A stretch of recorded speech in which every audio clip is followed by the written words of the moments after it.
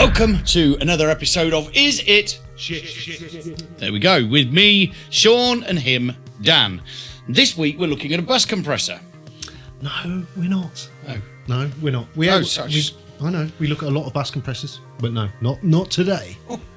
Not today, Dan. Okay, oh, good. No. Okay, so today we're going to look at... Well, it's an EQ. Shock horror. Okay. So, Sean, which EQ are we looking at? We are looking at the IK Multimedia T-Rex EQ432. 432. Yeah. Okay. Yeah. It's a mastering EQ, very much based on the Maselec MEA. Okay, so as soon as you say mastering EQ, yes. I think, well, that's not going to do much, is it?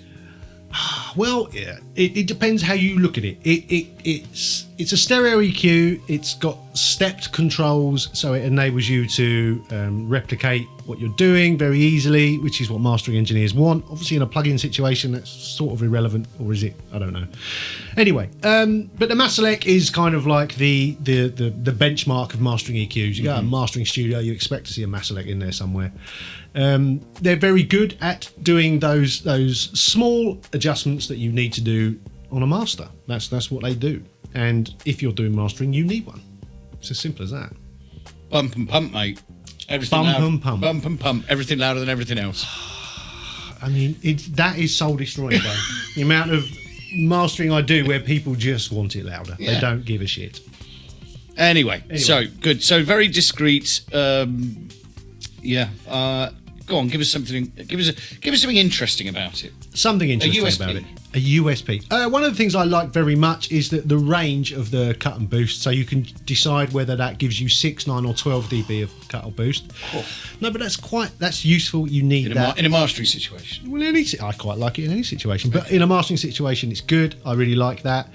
So it's a 3-band EQ, and then as well as that, you've got your that'll be bass. Well, low, mid, high, but you've also got your high shelf, you've got your low shelf. It's switchable, the low, so between 100 hertz or 50 hertz. But most of the work is done on those 3 bands, and yeah, it's not particularly exciting, but it is quite faithful. It does sound a lot like a Maselec, and if you're doing mastering, the thing I'm mastering at the moment, it's subtle changes. I might need to bring down the mid a bit. I might need to boost the top a bit, and sometimes, I guess, joking aside, what you just said is it's faithful to the original. And if you're looking for, this is something we come back to quite a lot. If you're looking for, I'm assuming you couldn't go out and buy a hardware version of this for much less than. They're about $7,500. Yeah. And I can see this is 125 quid. Yeah. So obvious benefits in the fact that it's faithful to the original hardware. Yeah, and it does a specific job, and it also works in mid-side mode, which is obviously really, really useful in a mastering situation. And I'm going to give you an example of something I've been working on that I'm mastering at the moment. The vocal on quite a few of the tracks is just like 1.5 to 2 dB, not quite loud enough. So I put the EQ into mid-side mode, and then in the mid-channel, which is where the vocal lives, I find the vocal, which in this particular case, it was a female vocal, which peaked at around 3.5K. I just boost it in the mid-channel, just a bit, and it just lifts the vocal out of the mix. It did really work, actually. You showed me that. And it's, ago. And then you can go to the side and maybe drop that out a little bit. You can do some clever stuff. And this is the kind of subtlety you need in mastering. 125 quid. So I think if you're setting up an in-the-box mastering situation, this ain't bad. There's lots of alternatives, but if you want to learn to work in the way that the hardware, mastering engineers do it, I think this is a good way to get on with it. Excellent stuff. So, Sean, the T-Rex Master EQ432, is it shit? No, it's not shit. It's quite nice. I think price-wise, I think it comes as part of a big bundle if you get the whole T-Rex thing. Yep.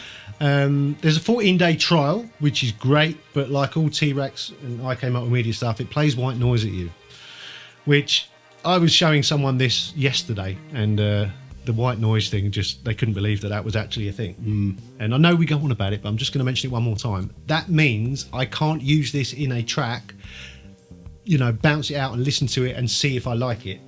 because you just can't. So I think that's a bit of an error on IK Multimedia's part. But other than that, the plugin itself is not shit. It's nice. I would give it a look if you're getting into mastering in the box. So we'll keep harping on about the white noise thing. Yeah, definitely. While we're doing that, please hit subscribe on the Studio Live channel, and absolutely, and hit the little notification bell, and then next time we're doing one of these reviews, which you might love or hate, at least you'll know we're doing them. It won't be subtle like this equalizer. No, we're not subtle. Although some people have said in the comments that we should stop talking quite so much and do more demos. Well, that's not you haven't seen our demos. You haven't seen our demos, no. And that's not what we do. There are lots of channels where you can go and listen to stuff. We just tell you what we think about it, and that's that. Anyway, enough of that. See ya. Bye.